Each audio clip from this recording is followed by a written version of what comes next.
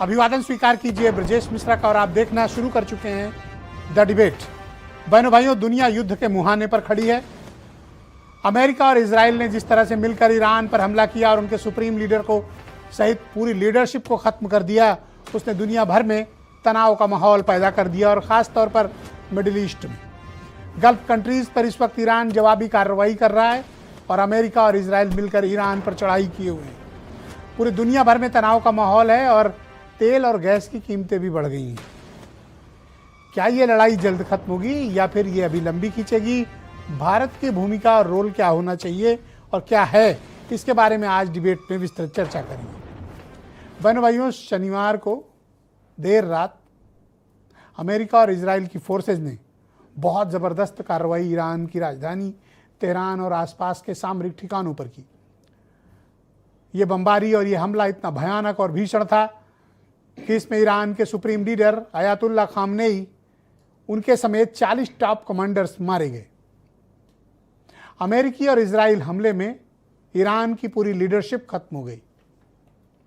Iran के ऊपर पिछले 3 दिनों से जिस तरह से हमले हो रहे हैं वो बेहद भयानक और भीषण हैं। जैसी तस्वीरें आ रही हैं वो खौफनाक हैं। हर 2 घंटे 3 घंटे के भीतर इजराइल और अमेरिकन फोर्सेस ईरान के आसमान पर बम ही बम बरसा रही हैं। दुनिया ने नए तरह के युद्ध का माहौल शायद बहुत वक्त के बाद देखा हो, जब अमेरिका एक्टिवली किसी वॉर में इन्वॉल्व हो। खामनेई के मारे जाने के बाद ईरान ने सरेंडर नहीं किया, बल्कि ईरान ने जवाबी कार्रवाई शुरू कर दी। मिडिल ईस्ट में ख़ास तौर पर जीसीसी कंट्रीज़ में, जो गल्फ कोऑपरेशन कंट्रीज़ हैं, जिसमें ओमान, सऊदी अरब, यूएई, कुवैत, बहरीन, ऐसे जो देश हैं, उन देशों में अमेरिकन बेस, जो अमेरिकन मिलिट्री बेस हैं, उन पर ईरान ने ज़बरदस्त बमबारी की, मिसाइलें दागी, ड्रोन अटैक्स किए और सबसे बड़े हमले दुबई पर हुए। दुबई पर तकरीबन 2000 मिसाइलें ड्रोन्स के जरिए ईरान ने हमला किया। 90% मिसाइल और ड्रोन तो इंटरसेप्ट हो गए, लेकिन यह भी सच्चाई है कि दुबई के भीतर भयंकर बमबारी हुई है और दुबई पोर्ट को ईरान ने उड़ा दिया है। कुवैत में आज 3 अमेरिकन फाइटर क्रैश हो गए, 4 अमेरिकन सैनिक मारे भी गए हैं और 600 से ज़्यादा ईरान में लोग मारे जा चुके हैं। बातचीत की कोई संभावना नहीं है और सऊदी अरब की सबसे बड़ी रिफाइनरी अरामको पर भी आज ईरान ने अटैक कर दिया है। ईरान की स्ट्रेटजी ये है कि जितने भी अमेरिका के ये ख़ास दोस्त हैं, गल्फ कंट्रीज़, जहाँ जहाँ अमेरिकन बेस हैं और जिसने भी अमेरिकन मिलिट्री का इस्तेमाल या अमेरिकन एयर स्पेस अमेरिका ने जहाँ का इस्तेमाल किया है, उन सब पर ईरान अटैक कर रहा है। और ईरान के इस हमले में 90% भले ही इन्हें सफलता मिल जा रही हो, लेकिन 10% जो तबाही हो रही है वो भी इस मिडिल ईस्ट के इलाके में खौफ पैदा कर रही है। तेल की कीमतें आसमान छू रही हैं, एनर्जी प्राइसेस बढ़ गई हैं। कतर और सऊदी अरब ने एलएनजी का उत्पादन बंद कर दिया है, बड़ी रिफाइनरीज बंद हो गई हैं। तो जाहिर सी बात है कि ऑयल और गैस की कीमतें 50% से ज़्यादा बढ़ रही हैं। लेकिन दुनिया युद्ध के मुहाने पर खड़ी। भारत का क्या रोल होना चाहिए? हमले के कुछ दिन पहले हमारे प्राइम मिनिस्टर इजराइल गए थे, उसके फ़ौरन बाद अमेरिका और इजराइल का ये हमला हुआ है।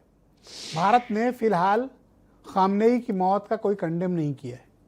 भारत तटस्थ है, खामोश है। हाँ, ये अलग बात है कि हमारे प्राइम मिनिस्टर ने इन गल्फ़ कंट्रीज़ के प्राइम मिनिस्टर्स और प्रेसिडेंट को फ़ोन करके उनके यहाँ हो रहे ईरान के हमले पर दुख और खेद जताया, डायलॉग और पीस की बात कही है, संयम और धैर्य से काम लेकर बातचीत के रास्ते पर लौटने को कहा है। भारत और ईरान कोई नए दोस्त नहीं है। भारत और ईरान का रिश्ता रोटी और बेटी का है।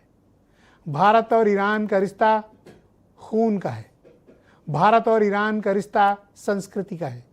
भारत और ईरान का रिश्ता कम्युनिटीज़ का है।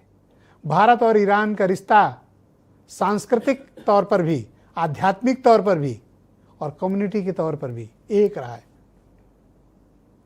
हर गंभीर हालात में, ख़राब से ख़राब माहौल में भी, तनाव के कैसे भी वक्त रहे हो, दुनिया हमारे जब भी कभी खिलाफ भी रही हो, लेकिन ईरान कभी भारत के खिलाफ नहीं रहा। ईरान ने हमेशा भारत की मदद की। और आज ईरान पर जिस तरह से संकट छाया है, ईरान पर जिस तरह से अटैक हो रहे हैं और ईरान को ख़त्म करने की जो कोशिशें हो रही हैं, वो अपने आप में हैरान करती हैं। क्या बातचीत का कोई तरीका है? क्या भारत को इस बातचीत के प्रोसेस में कोई दखल करना चाहिए, या ईरान में हो रही इस तबाही को और जीसीसी में हो रही इस तबाही को खामोशी के साथ देखना चाहिए? इसमें कोई दो राय नहीं कि भारत एनर्जी का सबसे बड़ा आयातक है। सबसे ज़्यादा हमारे यहाँ इंपोर्ट होकर गैस और ऑयल्स आते हैं। ऐसे में अगर कीमतें बढ़ती तो नुकसान किसका है? और ये जो भू राजनीतिक तनाव है, इसका खामियाजा तो हमें भी भुगतना पड़ेगा। तो भारत की क्या भूमिका होनी चाहिए, हमें इन सब के बारे में विस्तार से बात करने की ज़रूरत है। इस वक्त जब मैं आपके साथ डिबेट कर रहा हूँ, इस वक्त भयानक हमले ईरान की राजधानी तेहरान में चल रहे हैं और जवाबी कार्रवाई Dubai, Abu Dhabi, Oman, Riyadh, Kuwait और दोहा में हो रही है। आप कुछ स्टेटमेंट सुन लें, फिर आज की डिबेट। धोखे से मारा, उनको धोखे से हमला किया, 2 बार हो चुका है, फिर दोबारा हुआ है। अब की तो उनका पूरा खानदान तबाह हो गया। हम लोग के मौलाना हम लोग के सर पर से चले गए, बेटा बहू सब मारे गए हैं उसमें। ईरान के अंदर घुस करके ईरान के प्रेसिडेंट को मारा जाता है और हमारे देश के प्रधानमंत्री एक लफ्ज उसके मौत के ऊपर दुख व्यक्त नहीं करते। इनसे ज्यादा हल्की बात मैं नहीं समझता हूं कोई दूसरी हो सकती है। भारत पाक युद्ध हो, चाहे कश्मीर का मुद्दा हो, हमेशा ईरान भारत के साथ खड़ा रहा और खमेनी साहब जवाहरलाल नेहरू के बहुत बड़े भक्त भी रहे हैं। क्या उसका गुस्सा है क्या मोदी जी को? उनके राष्ट्रपति ने और भारत के प्रधानमंत्री ने करना चाहिए। आप किससे डर रहे हो? आप इजरायल से डर रहे हो या आप प्रेसिडेंट ट्रंप से डर रहे हो? शोक प्रकट करने में आपको क्या डर लगता है?